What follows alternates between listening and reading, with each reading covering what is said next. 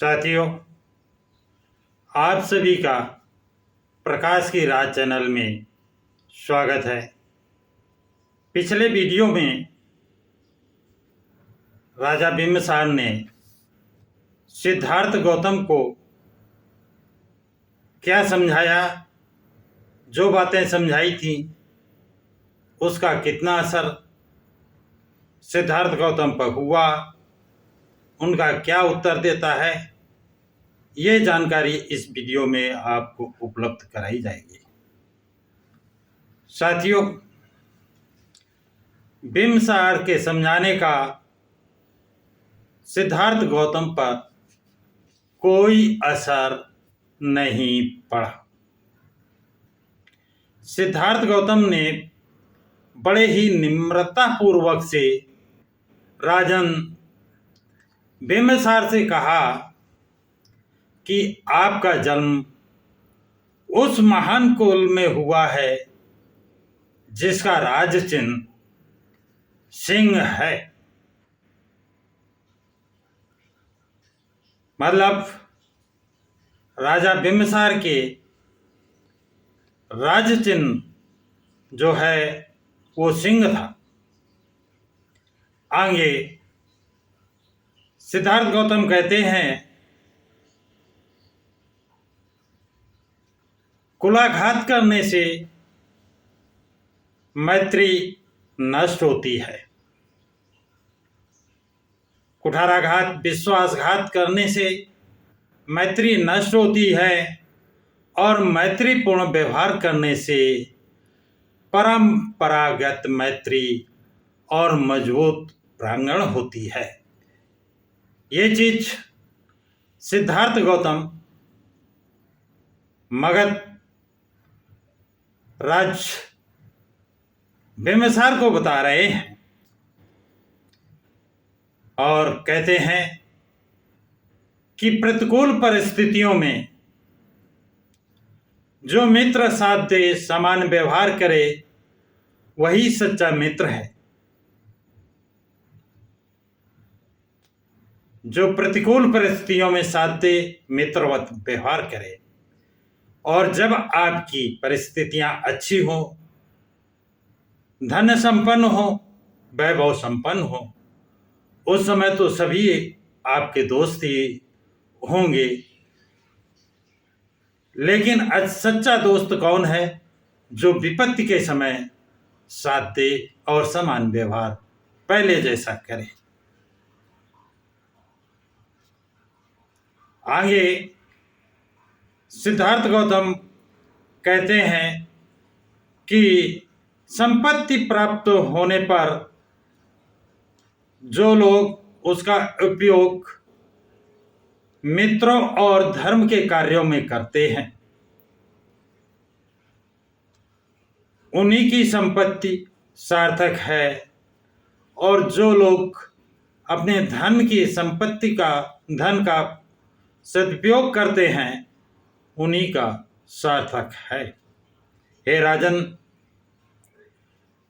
सिद्धार्थ गौतम राजन से कहते हैं, हे राजन, मुझे ना तो सांपों से डर लगता है और ना ही आकाश से गिरने वाली बिजली से डर लगता है, और ना ही वायु के झोंकों से डर लगता है, और ना ही आग की लपटों से, जो बड़ी बड़ी लपटें जलती हैं, उनसे भी डर नहीं लगता है। जितना डर मुझे इन सांसारिक विषयों से लगता है। गौतम बुद्ध बड़े स्पष्ट शब्दों में राजन को समझाया कि ये सांसारिक विषय सबसे ज़्यादा खतरनाक हैं और मुझे इन विषयों से सबसे ज़्यादा डर लगता है। ना आग की लपटों से, ना वह हवा की झोंकों से, ना सांपों से, ना बिजली, जो आकाशीय बिजली गिरती है उनसे किसी से डर नहीं लगता है। लेकिन विषय भोग से अवश्य डर लगता है। कितना खतरनाक सिद्धार्थ गौतम उसको मानते हैं। आगे कहते हैं सिद्धार्थ गौतम, हे राजन, ये अस्थिर आनंद तो हमारे सुख और संपत्ति के विनाशक है। सिद्धार्थ गौतम बड़े ही शांति भाव से बिंबिसार को उत्तर देते हैं कि हे राजन, ये अस्थिर आनंद, ये जो आनंद आप बताए हैं, ये अस्थिर हैं और ये हमारे सुख और संपत्ति दोनों के लिए घातक है और विनाशक भी है। इसके अलावा सिद्धार्थ गौतम कहते हैं, सांसारिक सुखों का भोग करने वाले देवलोक में भी प्रसन्नता नहीं प्राप्त कर पाते हैं। कितने बड़ी बात सिद्धार्थ गौतम कह रहे हैं कि हे राजन, सांसारिक भोगों का भोग करने वाले लोग तो देवलोक में भी प्रसन्नता प्राप्त नहीं कर पाते हैं। ये इसके अलावा सिद्धार्थ गौतम कहते हैं, विषयों भोग विलास से बढ़कर संसार में कोई विपत्ति नहीं है। विषय भोग को कितना बड़ा कष्ट, कितना बड़ा अभिशाप सिद्धार्थ गौतम मानते हैं। जब उन्हें सच्चाई का पता चलता है, किनको? जो लोग विषय भोग में लिप्त होते हैं, जब उनको सच्चाई का पता चलता है तो वो भयभीत हो जाते हैं, डर जाते हैं और कौन सा बुद्धिमान आदमी ऐसे विषयों की कामना करेगा? कोई बुद्धिमान आदमी ऐसे विषय भोगों की कामना कदापि नहीं कर सकता है। तो आगे कहते हैं, सिद्धार्थ गौतम आगे कहते हैं, जिस प्रकार से समुद्र में असंख्य नदियां गिरती हैं, इसके बाद भी समुद्र अतृप्त रहता है, उसकी प्यास खत्म नहीं होता है। कितना भी नदियों का पानी उसमें जाए लेकिन उसकी प्यास समाप्त नहीं होती है। उसी प्रकार विषय भोग में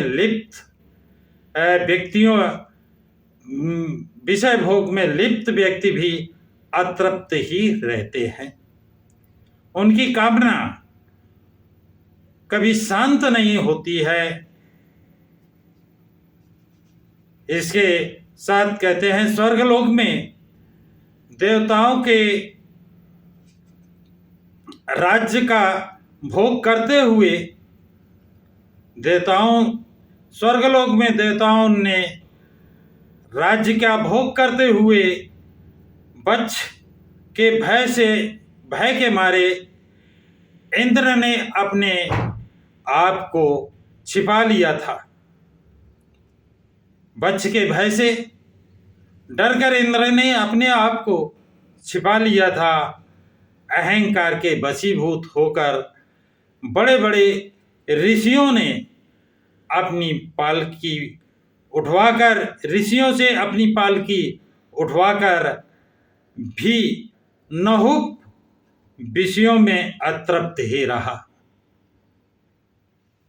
नहुप ने बड़े बड़े ऋषियों से पालकी उठवाई थी, लेकिन वो विषय भोग में अतृप्त ही रहा, वो भी तृप्त नहीं हो पाया। आगे कहते हैं कि हे राजन, ऐसे भोग विषयों में कौन कामना करेगा? ऐसे भोग विषयों की कौन कामना करेगा? ऋषियों को इन वासनाओं ने, इन कामनाओं ने ऋषियों को जीत लिया, जो अन्य लक्ष्यों में लगे हुए थे। तो साथियों, आज की जानकारी बस यहीं समाप्त की जाती है। इसके आगे की वार्ता का विवरण अगले एपिसोड में दिया जाएगा। यदि ये जानकारी आपको अच्छी लगी हो तो लाइक शेयर सब्सक्राइब जरूर करें। सभी साथियों को जय भीम, नमो बुद्धाय, जय संविधान।